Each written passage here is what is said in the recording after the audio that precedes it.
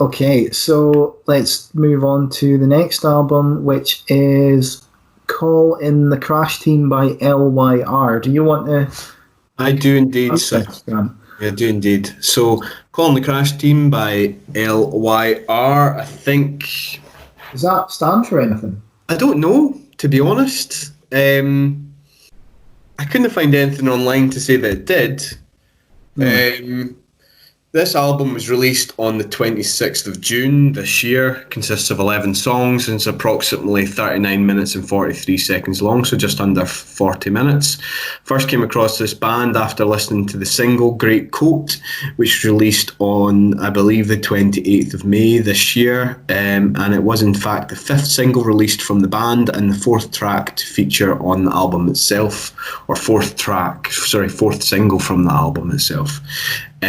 According to their website, the band itself is comprised of author and current British poet laureate Simon Armitage. Armitage, I think is probably the way how you pronounce it.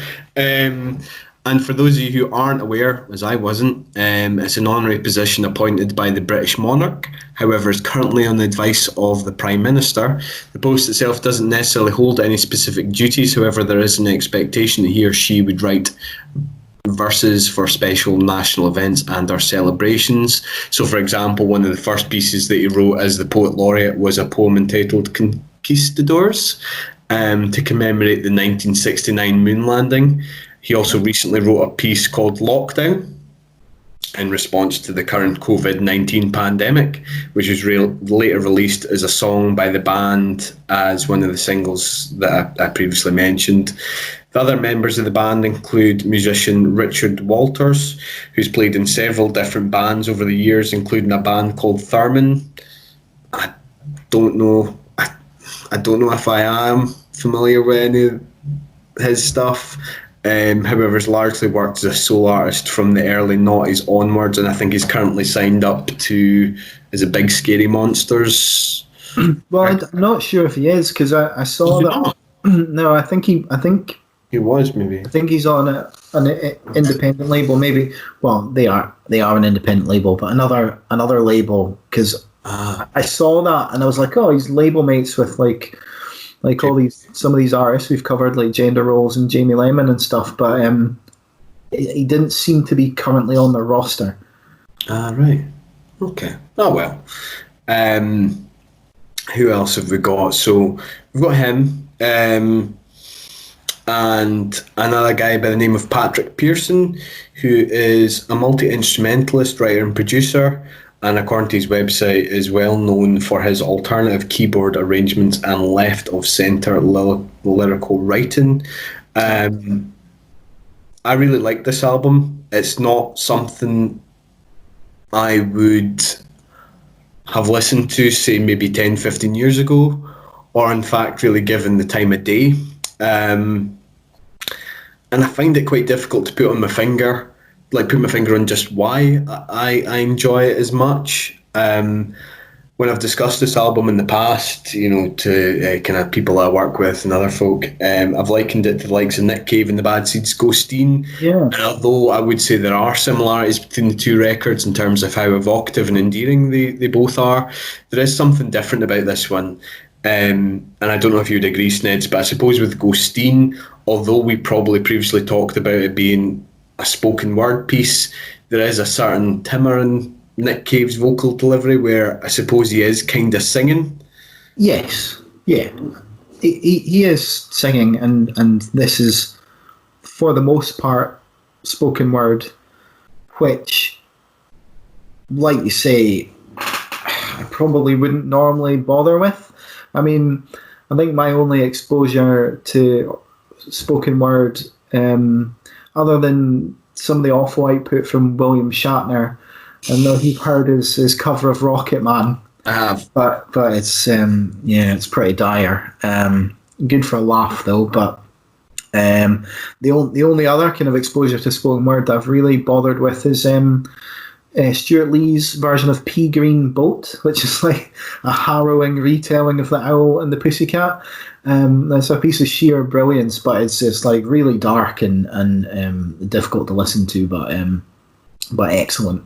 So I've got a little bit of a precedence for this through that, but I mean that's one story over the course of a short EP, not a full length record. So I mean, I really enjoyed this as well, to be completely honest. There's a mixture of like spoken word poetry, which and then there's like sort of ambient and experimental music layered over the top of that, which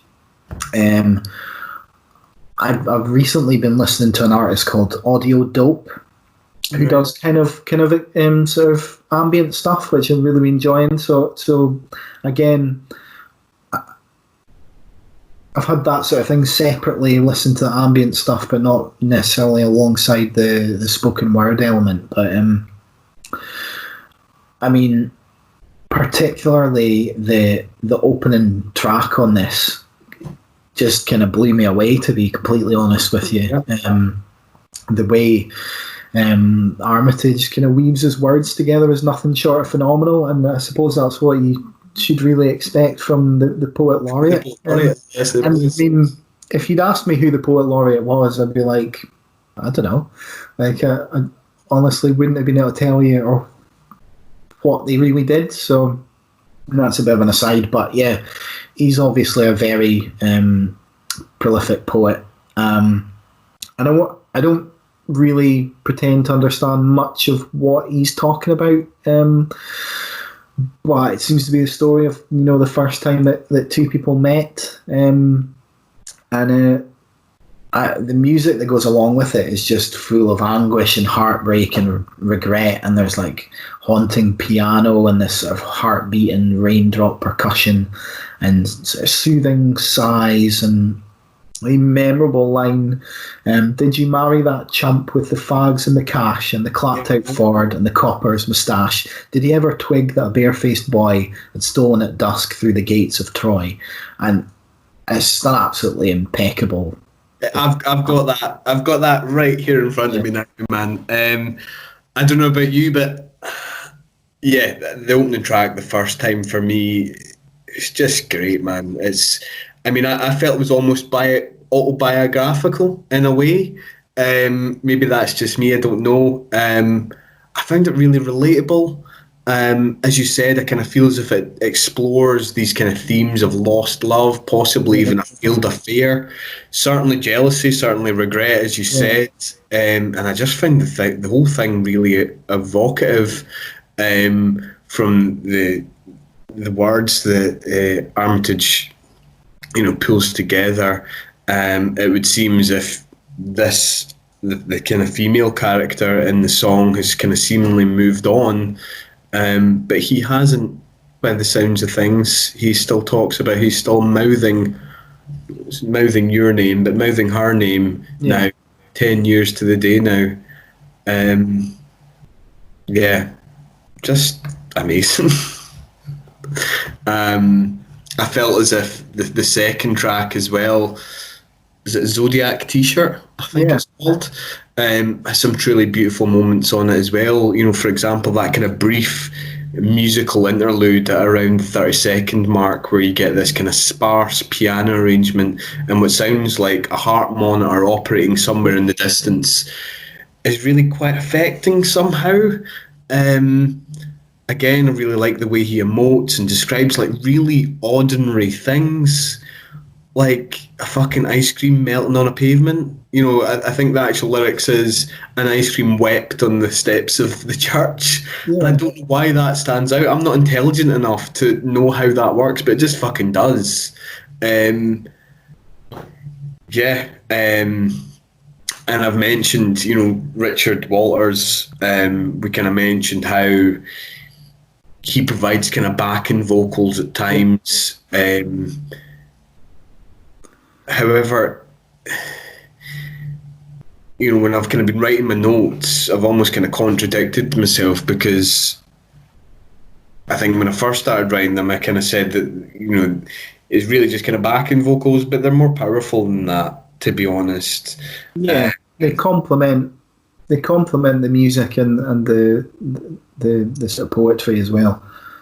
really well though, like really well, like particularly in kind of track number 4, Urban Myth number 91, that kind of outro, where I think he's just kind of repeating this one line, move on, move on. Yeah.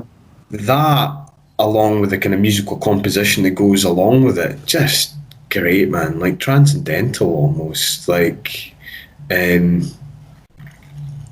certainly brings the song up into another level. So similarly, with kind of track number 5, Adam's Apple. I don't know if you'd agree with this, Snedds, but for me, it kind of depicts this picture of someone who's really on edge. You know, it kind of talks about him having I think having a shave, and for me, that one line takes a blade to his chin, gets close. Yeah, I wondered if this track was. I mean, it kind of depicts him getting ready for a funeral. Yeah, that's what I've said as well, or that's what I've thought anyway. It's 2 characters, isn't it? It's a male and a female character, I believe, getting ready to go to a church anyway, I think. I'm wondering, in the way he describes the female character, I wonder if it's her funeral and he's preparing for the funeral, and it talks about him being, really thin and gaunt. He puts, the shirt over, I can't remember the exact words, but he puts on the shirt over his thin torso. And I wonder if, and then he's sort of looking at her getting ready, and she's beautiful and majestic. And I wonder if it's her funeral that he's, getting ready for. And because at first I really didn't understand the song at all. And I thought, it's just this kind of interesting song that kind of builds to this big crescendo with these haunting organs, yeah. And but that's kind of eventually, I think that's what I kind of got with it, because he's gaunt and thin and he's been crying. Everything he's putting on is black, his black suit, his black tie. And everything that's described with her is, well, she's like playing God with her hair, and everything's more vibrant when she's described. So that was my take of that song in particular. What did you think of the following track, Great Coat? It's product testing, not the next track. Oh, sorry, yeah, it is. The product testing is just a little skit, really, is it? 1 minute of on, off. Yeah, seems to work. Yeah. What do you think of Great Coat? I like it. I found it really difficult, kind of what to make of it, because it's got all these like descriptions of like this rank old coat, and then he says it's a great coat, old fella, just never asked me to put it on. Yeah. And then he talks about dropping when he mentions it, dropping you off on the piss-soaked steps of the charity shop. And I don't know quite how to interpret this. Maybe it's about sort of leaving the past behind, but I like the way it ends, where it's got these kind of driving drums and vocal loops, and the poetry, they all combine together in a really quite sort of danceable way, which sounds odd for like saying something spoken word and then it's danceable, but it really is at the end of Great Coat. It's funny because now bear with me, I'm probably totally off the mark. But the way I've kind of described the song Great Coat, it finds Armitage reminiscing about someone who's seemingly deceased, and this kind of iconic coat, the grey coat that they used to wear, and it possessing almost kind of mythical powers and abilities. It kind of talks about, the hand that plucked the buttercup still able to throw a decent uppercut or something like that, and he talks as almost of this as if he's in kind of in awe of it, or certainly in awe of what it represented. but he himself wouldn't put it on. And I think his kind of spoken word delivery kind of ends with, "Now that you're gone, just never ask me to put it on. Looms like a zeppelin, glides like a warship."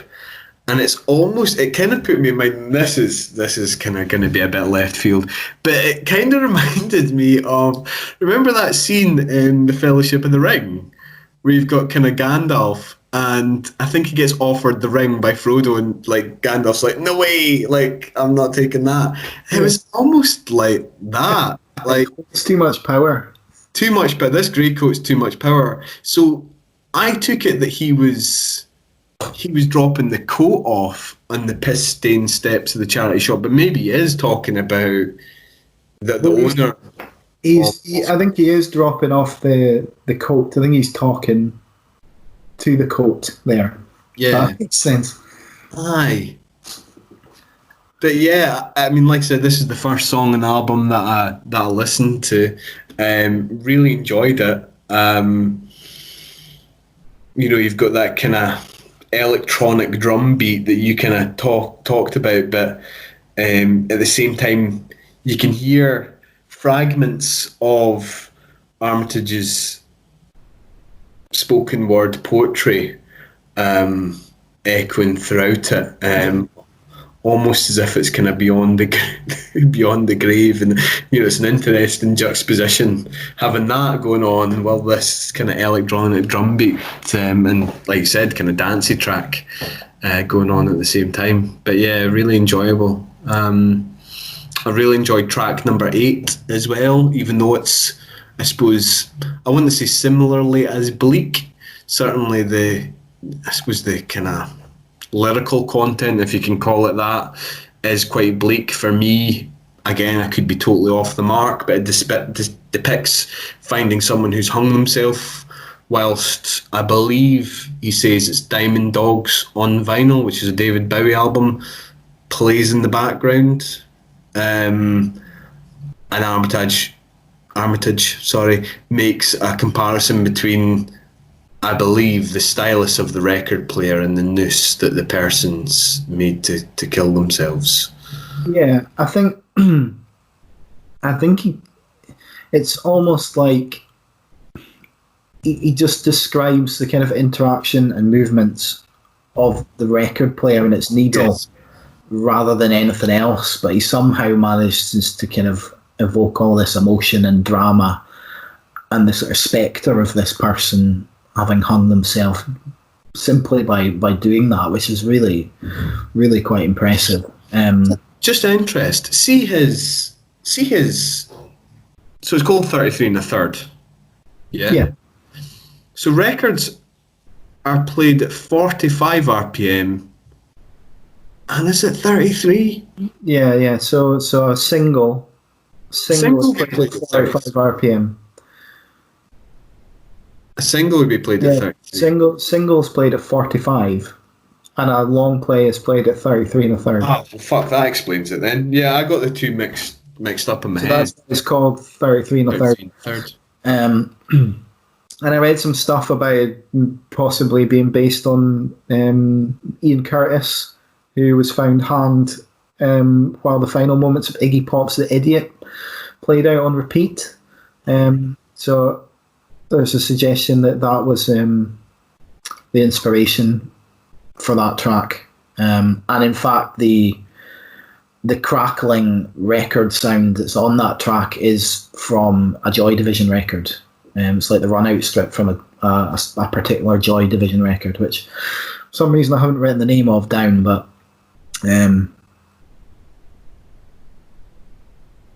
apparently it is. That's quite interesting. Did you manage to find quite a lot of stuff about the album online? I think it was on their own website. There was a sort of statement, a sort of press release almost. Right. Which I didn't dive into too deeply, but that was one of the things that I picked out for that song in particular. I really just looked at their website as well, and looked at the kind of about page, Yeah. To get a feel for what the band consisted of and the band members, and then like it seemed as if the rest were just kind of almost like reviews. Yeah. So I didn't really read that much, to be honest, because obviously I wanted to kind of take it. I wanted to take it at face value. I wanted to make my own mind up. So what did you think of the rest of the album? So I mean, we skipped over Never Good with Horses. Oh yeah, that was a single. That was one of the singles. Was it? Yeah, and I think again, I don't really know what it's about, but it's got a sort of quite childlike quality, and the sort of shuffling drum beat and really charming piano lines, and it's just these lines. And you were never good with horses, were you, my dear? Always took a step backwards when they came near. And I mean, maybe I don't know if it's about social anxiety or even autism or something like that, where you're, because it talks about preferring the sort of intricacies of and study of things in life as opposed to potentially experiencing them, which perhaps is the sort of you were never good with horses thing. But again, that's me just kind of guessing, really. But what does it say again? There's quite a good line. It's like, you were never good with horses, were you, my dear? You couldn't face to stand in the dark rock pool of their eyes, or something? Yeah, something like that. It's just so vivid. Aye, the descriptions. So yeah, I mean, all of the songs on here are very good. I mean, Product Testing's a bit of a throwaway, but it almost feels like it needs to be there, because you've got Adam's Apple and then Great Coat, which and then 33 and a Third, and they're probably all fairly bleak. Yeah. So having Product Testing in between Adam's Apple and Great Coat is probably, just a little sort of bit of fun. Probably helps lighten the mood a little bit. Yeah. And one of my favourite songs, I think, is actually The Quick Brown Fox, particularly just because of how weird the subject matter of the song is. It's just describing this website dedicated to collectible ephemera of a throwaway nature, which includes bottle tops, vintage erasers, and small animals, including a grumpy rhinoceros. There's a bit that I quite like, because he talks about, is it toy soldiers that have been melted into the shape of letters that reads out "The quick brown fox jumps over the lazy dog." Yeah. And then I think he goes on to deliver more of his kind of spoken word, and it must be Richard Walters just starts singing "The quick brown fox jumps over the lazy dog," and I'm laughing, but it's good. So good, yeah. And it's the bit where he suggests that the creator of the website has decided to abandon the website for a big money contract within an expanding economy, or perhaps has eloped with a giant. So it's like, it's just a load of nonsense, but it's just, again, it's just the way the words are put together and the kind of, yeah.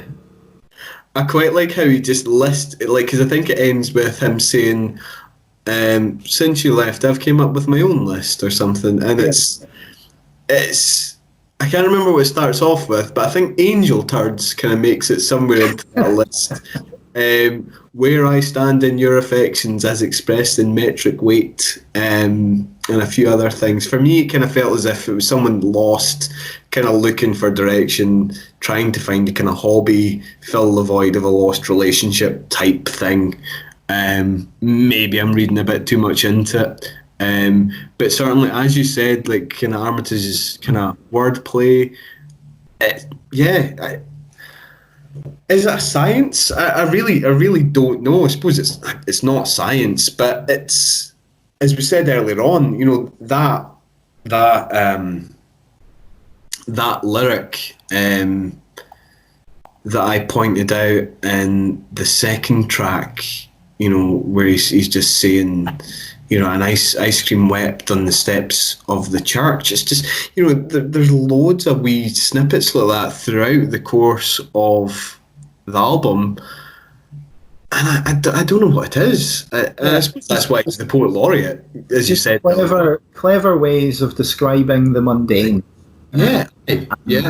I mean, but there's with humour as well, which I think stops this from kind of going up its own arse, if you know what I mean. Mm-hmm. Like, because poetry can be a load of wank at times. So the fact that it's clever and dark and humorous, all kind of,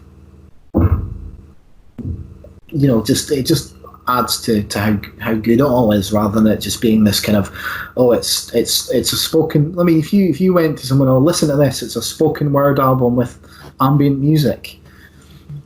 Snedds, I have, and I was shot down almost immediately. Yeah. And I probably would have shot you down if you suggested that to me 10 years ago. Like, oh, absolutely. Well, it's the same. We said the same thing about Ghosteen. Like, I would not have given either album the time of day back then.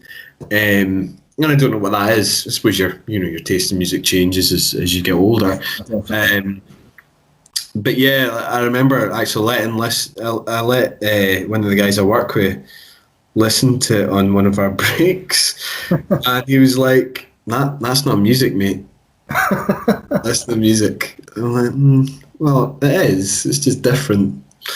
He wasn't. Things are different, Grant. What's that? People don't like things that are different. No, they don't. They don't. So I enjoyed it. Very much enjoyed it. So, I found it similarly as affecting, emotional and endearing as Ghosteen, which probably gives you a good idea of where I've rated it. Or how I've rated it, rather. Yeah, okay. Well, just get it out of the way then. I'm very tempted to give this a 10 out of 10, man, is what I'm going to say. I've been, at the moment I'm sitting here with a 9 out of 10, but I've been, in the back of my mind going, like, can I give this a 10? Because it's like, it's really fucking good, man. Why not? Yeah, why not? It's really good, so, fuck it. It's going in. It's got the fucking gold buzzer. Are you gonna get an actual gold buzzer for? Possibly. Maybe. Should we get confetti as well for when we're back together? Streamers and shit, party hats and all that jazz. Yeah. No, but I definitely, I don't think you can give it anything less than that, man. To be honest,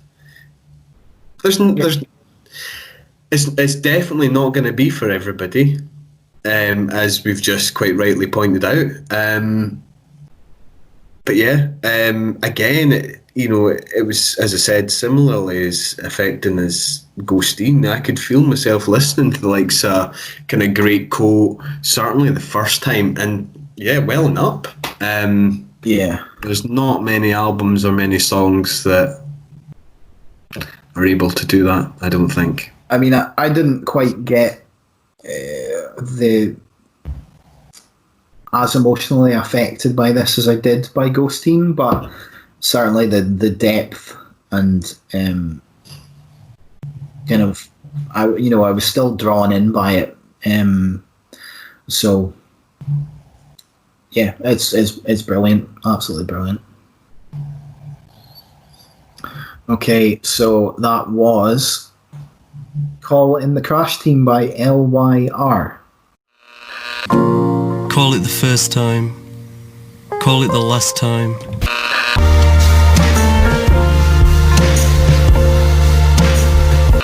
Indicate and pull over, just here on the hard shoulder, dropping you off on the piss-stained steps of the charity shop. And a third.